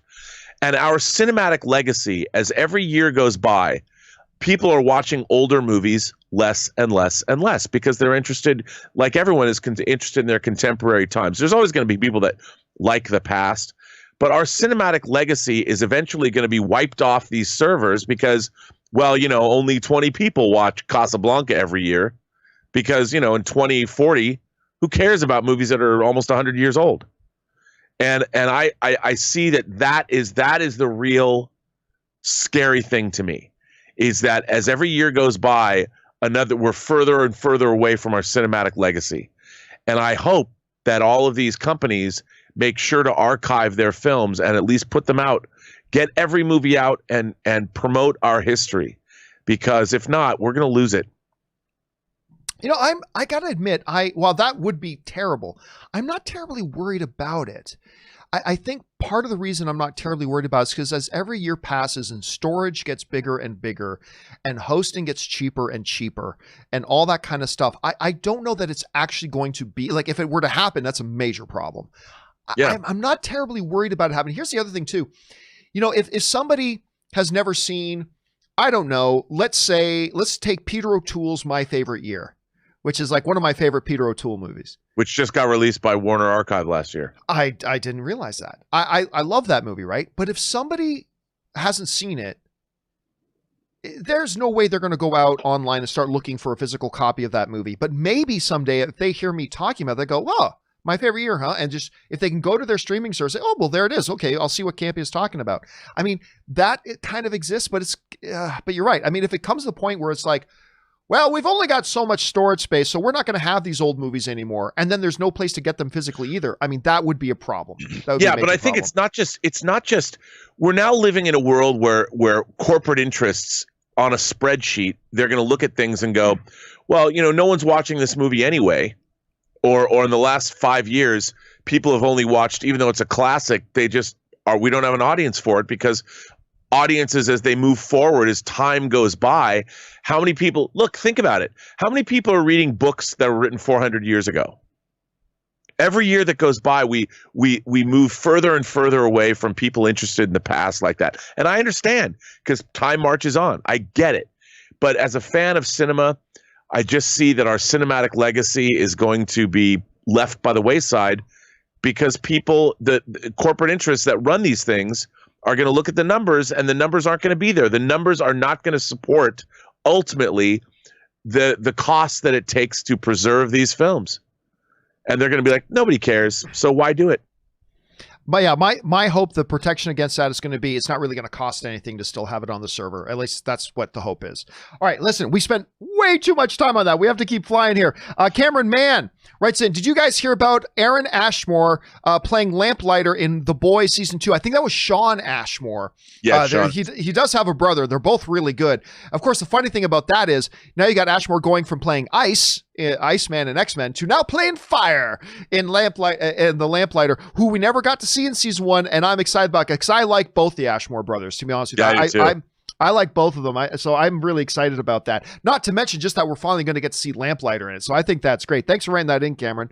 All right, Yoshi writes, know the anime project AKO? It's basically anime's attempt at kind of a DC Marvel anime movie. The main characters are the daughters of Super and Iron Man, who fight each other for the friendship of a new student who is a lost space princess. Nope. Never heard of it. That sounds bonkers. Rob, you're a little bit more in touch with the stuff in the anime world than I am. Are you familiar with this one? No, I don't know it, but it sounds good. I'd watch that. It sounds bonkers, though. It does sound absolutely bonkers. Thanks for putting on. I'm sure, Yoshi, the other thing is I'm sure there are a lot of people watching this right now who are like, oh, I totally know that one. Or now you've just turned a lot of people onto it who are going to go rushing looking for it because you brought it up. All right, K Major writes, John, you've been offered a small speaking role in the next Star Wars movie, episodic. Ooh. All you have to do is release your short film and breakdance crew video. Do you accept? Nope. I really don't. Come on, dude. What do we have to do? No, I really wouldn't. Now, listen, if they were going to pay me $1 million to have that small speaking role, okay. Well, maybe then I'd have to, you know what? Fine. I'll subject myself to the abject humiliation of all of that. That's fine because now I'm rich and I'm set. $1 million doesn't go as far as it used to, but I can still live off of $1 million and its interest for the rest of my life. I'll be good. But just for the speaking role? Nope. Even then, the world is full of nope. All right, next up. But good way to think of it, K-Major. All right, Willow writes, I do agree with the viewer the other day that Ratchet, that's the new One Flew Over the Cuckoo's Nest. By the way, I didn't have a chance to ask you about that. Cuckoo's Nest. However, I'm open to seeing a new take on the property. I'm just not as big of a fan of Ryan Murphy's other than American Crime Story. And I'm not even a big fan of American Crime Story myself. But Rob, I'm going to assume here that you've seen the trailer for this new Ratchet thing with Sarah Paulson. Yes, I did. Thought it looked awesome. Now, I know you are a huge One Flew Over the Cuckoo's Nest fan, and I haven't even had a chance, even on the phone, you and I haven't talked about this. No. What did you think about the trailer? I am curious. Because we had a viewer write in the other day saying, they're a big fan of One Flew Over the Cuckoo's Nest, and they really did not like that trailer. They thought it wasn't whatever, and they were really against it. So I was really curious to know what you thought about it. What do you think? Okay, I'm always banging on about verisimilitude, and Milos Forman's One Flew Over the Cuckoo's Nest is one of the great films of the 70s, and it has peak verisimilitude, whereas this Nurse Ratched thing takes place in some awesome netherworld. I mean, it looks like what Legion did for mutants, Nurse Ratched's doing for, I don't know, asylum nurses. I don't look at it as something. It's inspired by. It's the fever dream version of Nurse Ratched, and it's exactly what I think it should be. I thought it looked great. I love the way it looked. I mean, it's not a legit straight up prequel to One Flew Over the Cuckoo's Nest. It looks like it's set in an entirely different universe. As a matter of fact, if I could use an analogy, what Brian Fuller's Hannibal did for Thomas Harris's trilogy of Manhunter, Silence of the Lambs, Hannibal, I guess Hannibal Rising, it was a total different version of the mythos. I think Nurse Ratched does the same thing, and it looks awesome. Yeah, I thought you and I had talked about it, and then I thought about it, realized, no, we hadn't talked about this. Dude, it's got one of my favorite lines, not just of a trailer this year, but one of my favorite lines in a trailer ever. When Ratchet is eating that other girl's fruit, and they get into an argument, and, the woman says, what are you going to do about it? And Ratchet just looks at her, doesn't say anything. She goes, are you going to say anything? And she's like, I'm just thinking of all the things I'm going to do about it. Best line in a trailer, maybe ever. Maybe the best line in a trailer ever. I love that line. Okay, we got to move on here. Alan writes, hey, John and crew, oh, Captain, my captain. 6 years ago today, wow, is today the anniversary? We lost Robin Williams. He was a great actor, improviser, comedian. What are some of your favorite performances, and is there any actor today you would have liked to have seen him work with? Well, I mean, it just would have been great to see him work with any great actor. Like when we got to Insomnia, and Rob, we got to see Robin Williams, work with Hilary Swank, and we got to see, like, Academy Award winner with Hilary Swank, Academy Award winner Al Pacino. We got to see him work with some of the greats. I mean, so anybody would have been great to see him work with. Some of my favorite performances of his, I mean, you're looking back at movies like, not a lot of people talk about World According to Garp. It was one of my, like, kind of first exposures to him, like World According to Garp, Fisher King. Obviously, you're talking Oh, Captain, My Captain. So you're talking about Dead Poets Society, Good Morning Vietnam, the one he won his first Academy Award for, but maybe his only Academy Award, Good Will Hunting, which it's not your fault, which deservedly won him. And listen, he would have had, a lot of people forget this, I think it was Good Morning Vietnam. He would have had a second Oscar in almost any other year. But the year he did Good Morning Vietnam, he was nominated for Best Lead Actor. And again, in 9 out of any 10 other years, he would have won and would have had another Oscar up there. Rob, do you remember who he happened to be against, though, that year at the Academy Awards off the top of your head? It's tough. This is a good trivia question. This is a good trivia one. God, I don't know. Anthony Hopkins for Silence of the Lambs? No, he was up against Greed is Good. Greed works. He was up against Michael Douglas for Wall Street. which I don't know who was going to beat Michael Douglas in Wall Street that year. But other than that, yeah, no one. I mean, nobody was going to be. So he would have had his second one. But those, what's one or two or three of your favorite Robin Williams performances? Well, World According to Garp. Yeah, love that. I love World According to Garp. Good Will Hunting, obviously. And those are more dramatic. But I would have to say I thought he was great in Good Morning Vietnam and Dead Poets Society. Yeah. And then, of course, I mean, we're not even talking about, we'll always probably think of him first as the genie. I mean, what he did with the genie was so great. And I really appreciated how Will Smith in the live action Aladdin made it his own, but at the same time, in little places throughout the movie, did these little homages to Robin Williams' take on it that I personally thought was really great. Anyway, thanks. I have to say, it's not a great movie. I don't love the movie, but he was awesome as Popeye. With who played Olive Shelley Oil? Winters. Shelley Duvall is Olive Oil. And Robert Altman directed it. It's not, I mean, people forget about that as a comic adaptation, but his performance as Popeye, I mean, he was the living embodiment of that character. I totally forgot about that one. All right. Man of Steel Rules writes, worst movie experience. I took my son and friend to see Jumanji 2. Ladies brought in high chairs where the wheelchairs normally go and sat their kids in them. Oh, they screamed throughout the entire movie. Manager refused to say anything to them. We left. I see listen, I actually I don't have kids myself. I have friends who have kids. I am very tolerant. I think people need to be more tolerant of, parents who bring kids, because guess what? Every once in a while, a kid acts up. It's what kids do. But 90% of the time, I got to say, in experiences I've been in there, it's like when a parent's had a baby or something start to get cranky or cry or for whatever reason, they usually give it a second to see if they can calm the kid down. And if they can't, they then quietly grab their kid and they walk out of the theater. And I'm fine with that, because that's life. That's life. What drives me crazy, though, and maybe I'm just lucky. I find it only happens about 1 out of every 50 times I go to the movie theater. What drives me crazy, though, is when somebody brings a child or baby, and then the baby gets antsy. It happens. But then just decide, this is everybody else's problem. And then you sit there and let the baby cry.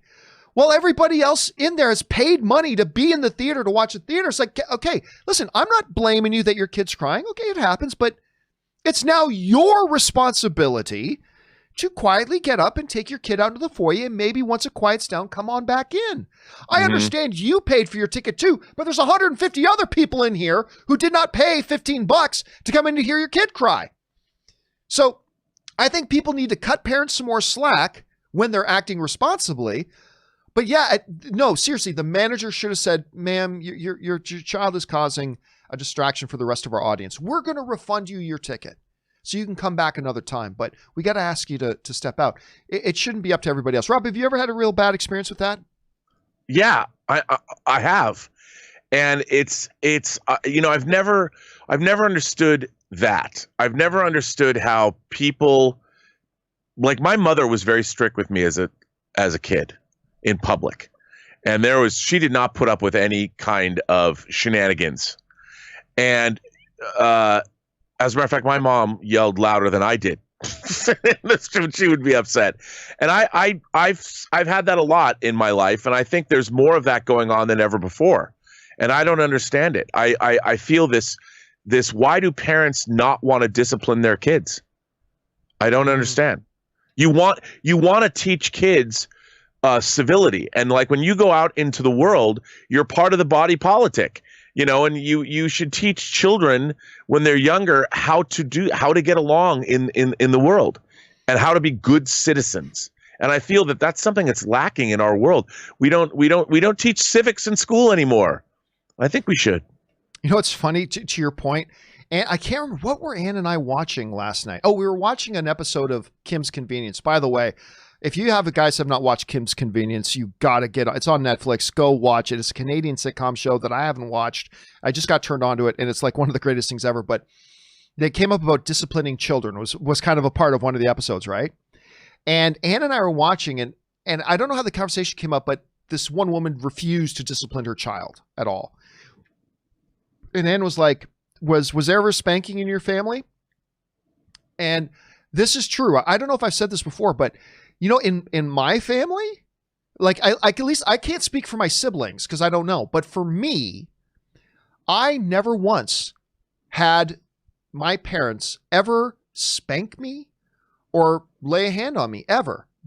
But the reason my parents never had to discipline me like that was because I knew beyond a shadow of a doubt that they would. That for me as a kid growing up, they never did. Literally, never once was I spanked as a kid. Never once was anything. But the reason for that, as I looked at my Italian father, was I never had the slightest shadow of a doubt that if I ever stepped over a certain line, he probably would. And that kind of kept me in line. So I don't know. I'm not a parent. I'm not going to tell other parents how to do things. But yeah, listen, moral of the story, folks. If you have babies, feel free to go to the movies. And everybody else cut the parents some slack. But yeah, parents, if your kid starts to cry and you can't get them to stop in the few seconds, be considerate of everybody else and just take them out of the theater. That's all. That's simple, and everybody will be happier for it. Okay, let's keep moving on here. Randall McMurphy writes, as logical and empirical you often are, you have to add a weekly segment called Tinfoil Campea and let out all of your speculative theories about the movie and TV show world. Maybe I should.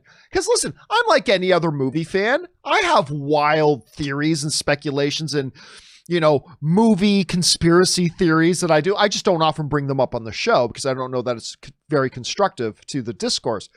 But every once in a while, maybe I should absolutely clarify that this is Tinfoil Hat Campea segment where I'm just going to blow the wild speculation. Maybe you're right, Randall. Maybe I should look at doing that. I'll keep that in mind. Thanks for that, man. And listen, I noticed you tipped $20. Thank you so much for supporting the channel on that level, man. We really appreciate that. All right, Marie Seafring writes, hey, John and Rob. What do you make of stories circulating that the Big Ten may cancel their college football schedule this fall? If they do you think that will affect the decision made by the pro football leagues? Thanks and love the show. Listen, right now, I don't think there's any wrong decision. I think if anything, especially with like schools, like college, guess what? Those college athletes are not being paid millions of dollars. No, like they're playing to make the school money. They're not playing for themselves. I mean, they want to have a career later on, absolutely. But they're not making millions of dollars like pro athletes are. Listen, no, I don't think the NFL is going to be at all influenced by what colleges do. At all, in the least. Positively or negatively. I really don't. But I have no problem at all if a school league is looking at saying, is it too risky right now to our athletes? Is this too risky right now to what we're doing to do this? I have no problem with them doing that. But one way or the other, whether they play or don't, I really don't think it's going to have an influence on the NFL. Great question, Marie. All right. Henri Martens writes, have you or Rob seen the 1959 French horror film Eyes Without a Face? I have heard of that. I never have seen it, but I have heard of that. It's about a plastic surgeon who attempts to face transplant on his daughter, whose face is disfigured. It's both disturbing and poetic. The film was way ahead of its time. It is on HBO Max right now. Rob, here's my guess. You and I haven't talked about this. My guess is you do not own the Blu-ray of this, but that you have seen it. How am I doing? You're wrong. I do own the Blu-ray of it. I own the Criterion Blu-ray of Eyes Without a Face. And as a matter of fact, I used to have a very beautiful French, an original Eyes Without a Face French movie poster that I actually sold to critic and pundit Dave Poland. Ooh. Yes, I did. All right. I love that movie, by the way. I wonder if it had any influence over the classic John Travolta, I almost said Nick Nolte, Nick Cage movie Face Off. I wonder if that movie had any influence over Face Off. Never know. Oh, it has. There's many movies, but I think that definitely. I mean, Eyes Without a Face. It is one of the most. I think it's one of the most influential foreign. Well, I would call it a horror movie, but Frangi's movie. It's amazing. It's amazing. I might have to check that out at some point. I might have to actually borrow that from you while I have a PS4 and a Blu-ray player. I might have to actually borrow that from you. All right, but it's on HBO. Oh, it's on HBO Max. I don't have HBO Max. Although when you come over here, if we're going to shoot that thing, all of my Blu-rays are alphabetized, so I know exactly where it is. I may have to pick it up and try it then. All right. Let's move on here. Let's see. Diego Maguino writes, "Hey, John, love the show. Yes, you butchered my name last time." Yeah, I'm sure I did. I'm the worst at trying to pronounce names. Thank you for your patience. But it's okay. I'm writing from Earth 2. So I already watched Black Widow, Wonder Woman 84, New Mutants, Soul, and Tenet. No spoilers. Can you rank these movies in order of how excited you are to see them? Okay, I would say number 1 is Tenet. That's probably the one I'm most excited to see out of that list. Number 2 is Wonder Woman 84, because Patty Jenkins is there. Number 3 is probably Black Widow. Number 4 is New Mutants. And number 5 is Soul. Let me be clear. I'm looking forward to watching all of these films. There's none of these films that I am disinterested in. I'm interested in all of them. But if I had to rank them right now, I'd probably say Tenet, Wonder Woman 84, then very, very close, Black Widow's, New Mutants, Soul. It'd be very close. Rob, if you had to rank your order of anticipation with Tenet, Soul, New Mutants, Wonder Woman 84, and Black Widow, how would you rank it?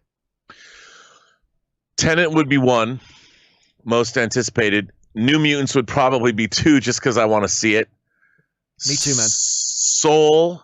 No, I think then Black Widow, Soul, and Wonder Woman 84.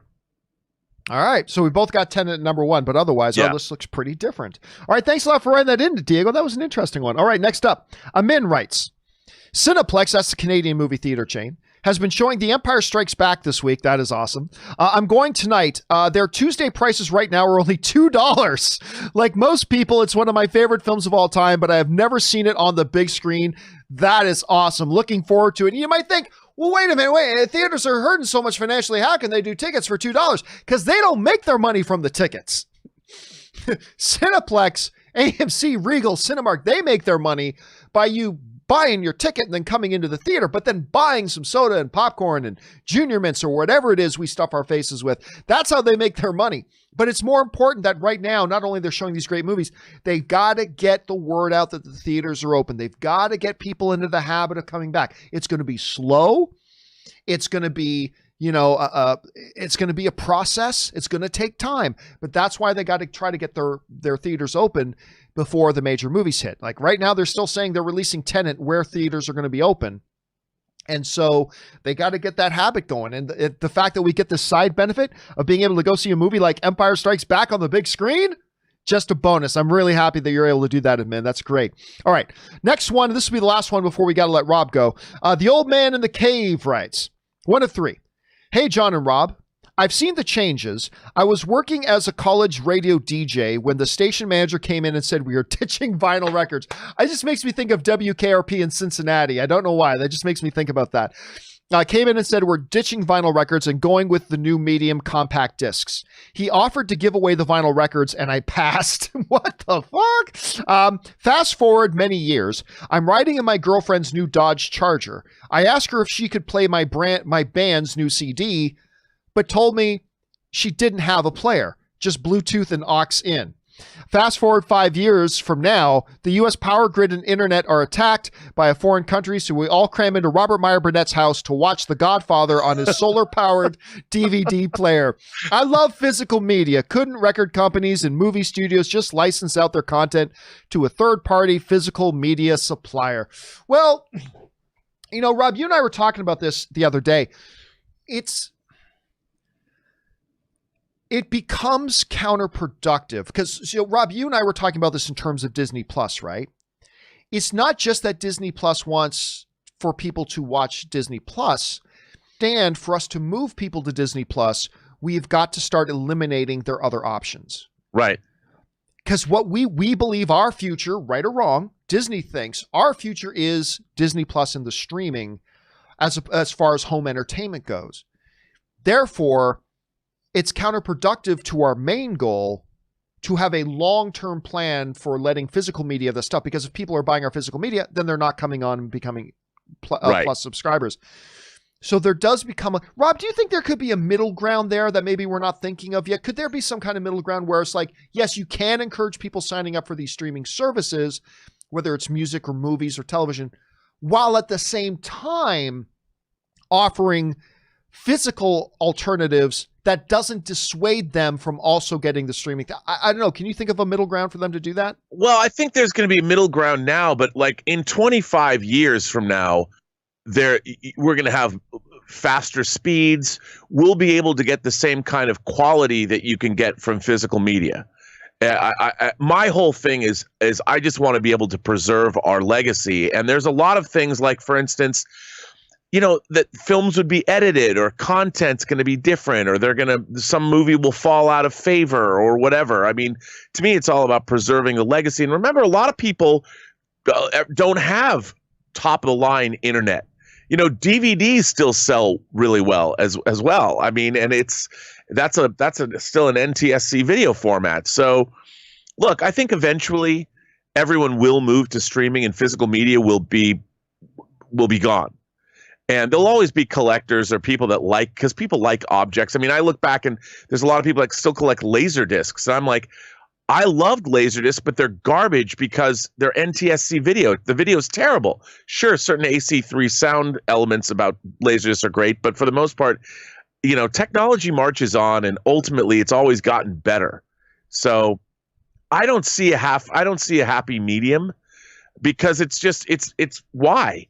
If you've got everything available on Disney Plus, and it's all there eventually, and hopefully they'll have everything Disney ever made will be available on Disney Plus at some point, then what do you need physical media for? Unless there is, an alien attack and a giant EMP is blown out or detonated over the earth, and there is no more mainframes, then it would suck. And my physical media collection, you can all pile in here and we can watch The Godfather, because I have it.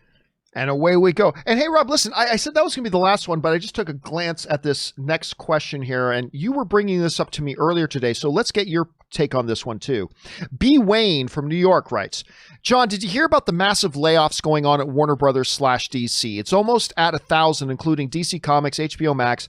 It was on Bleeding Cool. I know that you're thinking it included a memo from a new WB CEO, Jason Kilar, talking about the urgent need to downsize.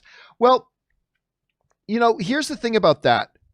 And the first, because Rob and I were talking before the show today, and that kind of came up. And one of the things I said is, you got to keep this in mind. This is not being done in a vacuum. Warner Brothers, AT&T, all that kind of stuff. We're still in the very first stages of their whole merger. Mm. And when these mergers happen, you will get a lot of redundancy in a lot of positions. There's going to be a lot of redundancy. So right there, you're going to see a lot of layoffs right away. Because remember, Rob, we talked about this when the Fox and Disney merger happened. There was a lot of layoffs that started to happen because there's just some positions become redundant. On top of that, now that they have new overlords, some priorities will shift. And as those priorities shift, you're going to see layoffs in other areas as well. Now, when you look at the overall size of Warner Media, it sounds horrible to say, but like 600 or 700 people being laid off is terrible, but it's not a huge chunk of the Warner Media empire. But it's not, what basically we're trying to say is it wasn't unexpected. It wasn't unexpected, unfortunately. And a lot of the big execs, Rob, there's a president of international distribution that's been there for 27 years. The president of that division for 27 years, gone. But again, there was redundancy. And Rob, there's somebody that you and I both know who is a friend at one of the studios that when a merger happened recently, they had been there in that role for like 12 years. Suddenly their job was gone. Because there was somebody else from the other company involved in the merger that had been in that same position, but had seniority, had been there longer. Yeah. And so this friend of ours was out of a job. I mean, it happens. But anyway, Rob, your thoughts on this whole situation going on over there at Warner? Well, almost everybody who worked for DC Universe was fired. So DC Universe, but that's not a surprise. We were expecting that. But I mean, that's gone. The publisher Bob Harris at DC is gone. And, Jim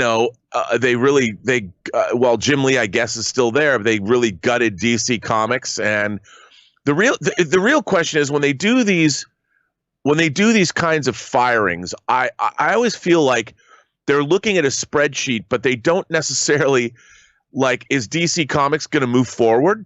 And what they do is they get rid of these people, and then it's like, well, we'll put somebody else in there, as if anybody who works for DC understands what DC Comics is and its whole legacy, and somebody can just step into those positions. And I think these kinds of firings often cause chaos. But, they're inevitable in our corporate environment, so we'll see what happens, I guess. But it is a bummer. It is a bummer, and it's an unfortunate situation, but it is the situation as it is. Rob, thank you so much for being here today. As always, we'll talk to you again here really soon. But in the meantime, where can people follow you and your adventures online? You can find me on Twitter at BurnettRM. Find me on Instagram at my name, Robert Meyer Burnett, or find me on my own YouTube channel, The Burnettwork, or the adjacent website, theburnettwork.net.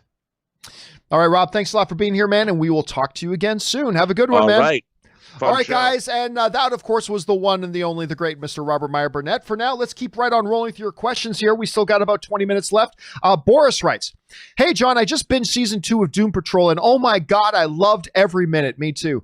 Can I just say Diane Guerrero is freaking phenomenal. She is amazing in that show. I've never heard of her. And then I saw her in Doom Patrol season 1. I'm like, oh, this girl's amazing. Anyway, she pulls off every personality so damn beautifully. Partner that with Frasier's voice acting, and oh Lord, the perfect duo. Yeah, somebody wrote in the other day, and they asked me, who do I think was the MVP of season 2? And they said Diane Guerrero. I said I thought she was the MVP of season 1. I actually thought Brendan Fraser might be the MVP of season 2. But again, Diane Guerrero, Jane is fantastic. Absolutely fantastic. I love this season. It was a shame that because of the COVID-19 shutdown that they had to end the season where they did. It was a little unsatisfying the way they had, but they had to end it where it did. They couldn't actually have their true final episode. That's fine. But you're right. Doom Patrol season 2. I was flying high after season 1. Season 2 did not disappoint. And it'll be exciting to see where they go from here. It won't be on DC Universe, that's for sure, but it'll be exciting to see where they go from here. All right, next up, Luke1234 writes, tech question. Have you ever used a custom-built PC for your studio, or do you always purchase pre-built ones? I want to do a custom-built PC tower for video editing. Thanks for all you do. All right, thanks a lot for writing that in, Luke. And yeah, listen, it's really cool. We just saw Henry Cavill do his own custom PC build, and there's a lot of cool things about doing that. But for my job, for the things I do that I rely on making a living doing, for my show, I'm not taking any chances.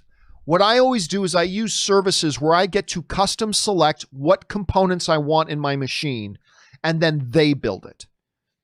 So whether that's well, there's a number of companies that I've used over the years and that I really do like, but I like those ones where I can handpick, I want this video card, I want this brand of RAM, I want this processor, I want this motherboard, I want this. And then they build it and ship it to me. The reason I will always do that is one big word: warranty. Warranty. I can't risk. I have enough technical problems on my show as it is, human caused and other reasons caused. But I can't risk my computer suddenly blowing up. I can't suddenly risk my hard drive because it wasn't quite connected right going down. I can't risk any of that. So because my main rig that sits here under my desk is so vital and important to what I do, I leave it for the pros to put together, and I get that shiny warranty with it. And so if I was just me putting together a gaming rig, I would very much like to do a custom PC build myself. I would love to hop on, get on Newegg, order all the components, and just build it myself like what Cavill did the other day. I would love to do that. But my main rig is too vital to what I do. I need to have people who are better at that than me put it together professionally and give me that warranty. I have to have it. So no, I have never done the custom build, but I don't just order pre-built as well. I don't go to Best Buy and buy a computer there. No, I go on to these other sites, these other companies where I get to select my stuff. They build it for me and ship it to me. So that's how I do it. Thanks a lot for the question. I always like getting tech questions, Luke. All right, next one. Aries writes, who's your least favorite comic book movie villain? Mine is Enchantress. Her belly dancing and delivering corny lines while locking and popping all over the place was hilarious. It was opening night and someone in the audience yells, "What the F?" Oh, I know. Listen, if I had an hour to sit here and think about it, I might be able to come up with some other names other than Enchantress, but it's hard not to go with Enchantress. Or as I like to call her, Madam Wiggly. The whole time. It was so dumb. Now listen, I always say Suicide Squad is a movie I actually had fun. I like Suicide Squad. Sue me. I like Suicide Squad. But even though I like it, I always admit it is a hot mess of a movie with some very big glaring weaknesses. One of those obvious big glaring weaknesses is Madam Wiggly. Like, it was so ridiculous and stupid. So maybe I can come up with another name, Aries, if I think about it, but it's hard not to go with Enchantress from Suicide Squad. It's very hard not to go with your pick. All right, Sir Ivan Bennett writes, hey, John and Rob, just missed Rob. Wondering, have either of you checked out the Beyonce film Black is King on Disney+. I know that song from Lion King sucked, but the music and images in the video are kind of stunning to behold. You know what? I haven't. And here's the thing. I think Beyonce is probably the best female entertainer in the world. I mean, when I see her on stage and do it, even whether you go to the Super Bowl, whatever, she's Beyonce. I mean, she's Beyonce.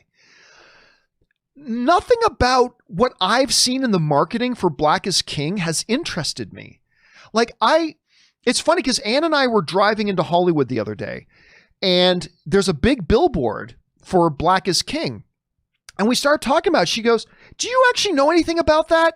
Because she loves Beyonce too. And I'm like, not a thing. I've seen the commercials and the trailers, and I have no idea what that is.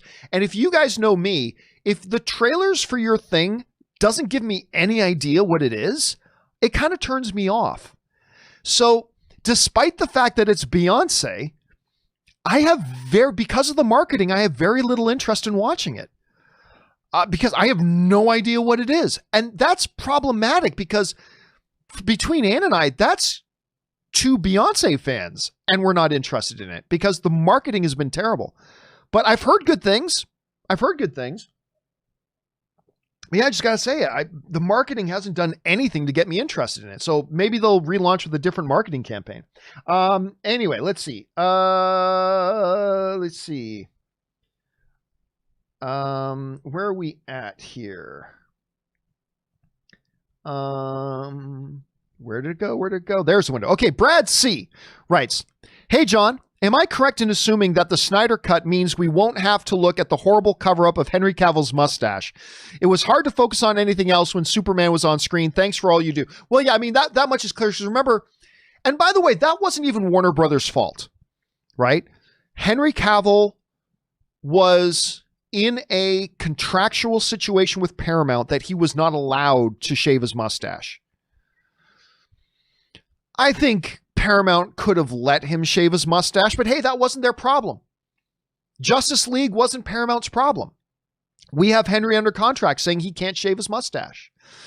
So it kind of put everybody in this really weird situation. But remember, one of the things Zack Snyder said was he's only going to use footage for his cut of Justice League that he had shot. And all the stuff of Henry Cavill with the mustache, that was during reshoots, which was not Zack Snyder. So, no, you're not going to see anything revolving from any of the reshoots. All the stuff you're going to see from the original movie is going to be stuff that Zack had originally shot, and all you're going to see in Snyder Cut is that footage that Zack shot in the theatrical version with the addition of stuff that was cut out that he had already shot. It's only going to be stuff that Zack shot. So no mustached Superman for what we're going to get released here. Okay, next up. You're a daisy if you do, writes, movie theater chain stocks are rocky right now with a not so great outlook, but IMAX is still considered a strong buy. How can IMAX survive without theaters? Also, thanks for continuing the John Campea Show through COVID. As a community, we appreciate it. Well, thank you so much for that, man. I appreciate that. Remember, stocks are not always about where is a company right now. It's very much about where do we think this company is going to be, right? So, for example, when the rumor came out, go back just a couple of months, we were already in the pandemic. When the rumor came out that Amazon may be looking at buying AMC, which could still be a thing, by the way. I'm not saying it is, but that could still be a thing.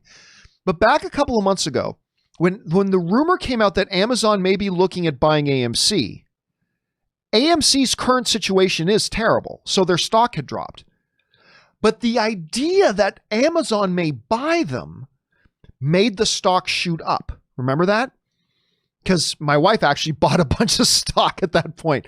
But that made, not because things were any better for AMC right now, but the future looked good if Amazon buys them. So that rumor, boom, made their stock kind of go up. So right now, people are looking at IMAX and they may be thinking, okay, things still aren't good right now. There aren't good theaters right now. But because of that, and the stock price is fairly reasonable, we think it could do well in the future. We think more and more, we think the IMAX experience is becoming more popular overall, unlike 3D. And so do that. Listen, I am no stock market expert. Let's just be clear about that. I'm not. But I think a lot of times when you see stocks, you got to remember, it's not about where something is right now. It's about where people think it will be a little bit later.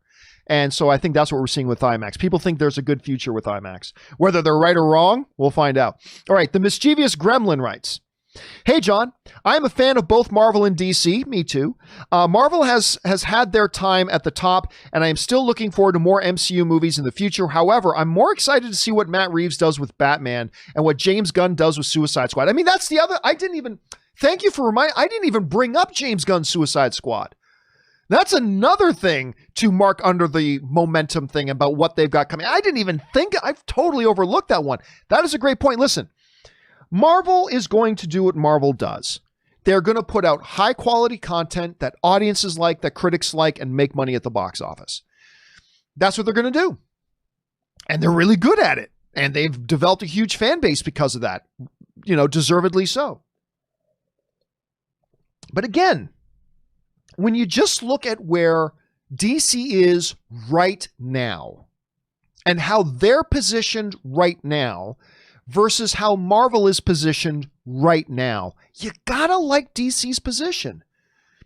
Coming off their hottest streak ever, with all these high-profile titles coming right now, with Batman, Wonder Woman, James Gunn, Suicide Squad, the biggest movie star in the world doing that, versus Marvel, who is coming off their crescendo with Endgame.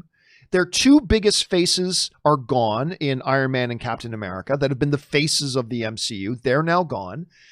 And they've got a Black Widow and Eternals coming, which might be the best comic book movies ever. They may both make over $1 billion, but we don't know that right now. I got to say, while I'm a big Marvel fan, I am. You guys know I'm a big Marvel fan. I got to say, I kind of like the way DC's positioned right now. And hell, if that DC fandom, if my little tinfoil hat conspiracy theory is right, and Henry Cavill makes a surprise appearance to announce a new Superman project, come on. I mean, so I'm just saying, I'm not saying DC's better than Marvel. I'm not saying that. I'm just saying I really do like the way DC's positioned right now. And I think that's fair to say. All right, next up, an anonymous viewer writes, with the Cassian Andor series casting filling out with Skarsgård, O'Reilly, and Arjona, over under 40%, the series will start to film in the next 6 months, most likely in Pinewood Studios in England. I'm going to go over 40%. Look, we're starting to see, even though theaters aren't opening back up yet, we are starting to see filming and production is starting to pick back up again, right? Because you can have controlled environments with safety protocols on sets. You can do that. And so we're starting to see production ramp up. So if they're getting to the point now that they're filling out their cast, I got to believe a well over 40% that we will see or hear about Cassian Andor going at least into production within the next 6 months. Hell, I would even say not 100%, but I would even say over 40% in the next 3 months. I'm not saying 90%, but I would take over 40% in the next 3 months. I don't know, but we'll have to wait and see. Cody Johnson writes, "Hey, John, do you think DC will ever get to a place where they can have some films be in a shared universe with others while others aren't? Or do you think they will continue as they have and just not address continuity at all?" They're already in a place where they have some films in shared universe while others aren't. I mean, look, Aquaman, while they really didn't reference the DCEU at all, other than one very quick blink and you'll miss it reference to Steppenwolf, other than that, it was treated as a standalone movie, but it doesn't matter how it was treated. Aquaman is in that shared cinematic universe. Joker wasn't.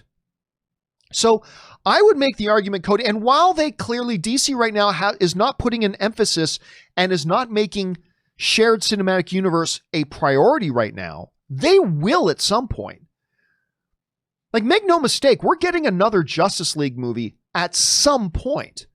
But right now, Walter Hamada has said, we need to focus on the individual films to get good quality individual films, and then we'll worry about shared cinematic universe later. But make no mistake, the projects they're doing right now are both and. They're already kind of doing it. And it's a strategy that seems to be working for them. How quickly they can get back to shared cinematic universe? Don't know. We'll have to wait and see. All right, Charlton Thomas writes, "Do y'all watch Stargirl?" I do not. It's such a goofy show, but it's so entertaining in my opinion. I absolutely love it. I gave it a shot. I cannot remember if I watched 2 or 3 episodes, but I watched the first few episodes, whether it was 2 or 3, and it did not work for me. I wanted to like it. I'm a fan of the CW Arrowverse. I have been a fan of most of the stuff, not all of the stuff, but most of the stuff on CW's world there. But I gave Stargirl a couple of episodes and I'm like, no, this isn't working for me. But you're not alone, Charlton. There have been other people who've written in on the show that have watched it, and I know season 1 just ended, and it's got its fans. There are people who really do appreciate the show a lot. Unfortunately for me, I gave it a shot, and yeah, it didn't work for me. I'm glad it works for other people. That's great.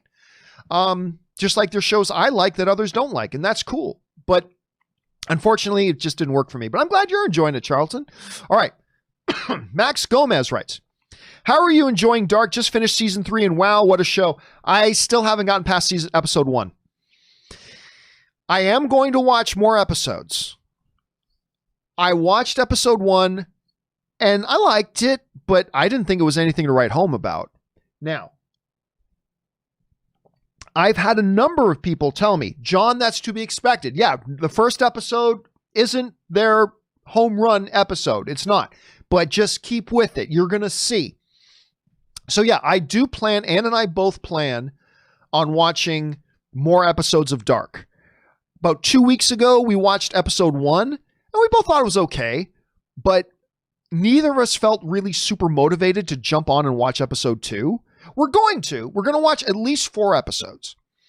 But yeah, I haven't gotten past episode 1 yet. I am going to, because everybody keeps telling me they love this show, but I just haven't gotten to it yet. All right, next up, and final question of the day, and we're going to be just under 2 hours. Perfect. Anonymous viewer writes, "Hey, John, I asked you about Birdie the Mighty. You said that you hadn't heard of it. I recommend you watch the OVA. It's only 4 episodes, created by Yoshiaki Kawajiri, the creator of Vampire Hunter. Oh, I like Vampire Hunter D and Ninja Scroll. I bet Rob has seen it. Rob probably has already seen it. I'm going to be honest with you. I highly doubt I'm going to get around to checking it out. Like, I am so far behind on things that I want to watch that I don't know that I'm going to have opportunity, but you never know, Anonymous. I had no plans of watching Harley Quinn. I had no plans on watching Doom Patrol. There's a lot of shows I had no plans on watching, but I got inundated with so many people telling me to check it out. I finally did, and thank goodness, because I love Doom Patrol and I love Harley Quinn. But I mean, I was just talking about Dark. I mean, I've got to get through Dark. I've got 3 seasons of Dark. I'm currently finally getting on Kim's Convenience, which is so great. I got to watch that. I got to watch a lot of stuff. So we'll see. I'll see. Let's see if more people write in about that, Anonymous, to tell me about Birdie the Mighty. If I start getting a lot more people telling me to check it out, I might have to bend. I might have to bend on that, but thank you for your recommendation. All right, guys, and that will do it. Perfect timing for today's episode of the John Campea Show. Thank you guys so much for being here and making this show a part of your day. Believe me, we're very cognizant of the fact you guys have a lot of stuff you could be doing. The fact that you come in here, hang out during a live stream as we talk about our favorite stuff, that means a lot to us. Thank you so much. Thanks to Robert Meyer Burnett for being here as always. And a special thank you to you guys who sent in the live questions for two reasons. Number one, you gave us great fun things to talk about, but number two, you supported this channel while you did it, and all of us here, thank you guys very much for that. Don't forget the John Campea Show returns again tomorrow morning. Guys, while you're here, click on that subscribe button. Become a subscriber to the YouTube channel. Make sure you click the thumbs up button as well. Guys, make sure you please do the four main things. Stay smart, stay safe, take care of yourselves, and please take care of the people around you. That'll do it for me for now, guys. Thanks a lot for being here. My name's John Campea, and until next time, my friends, bye-bye.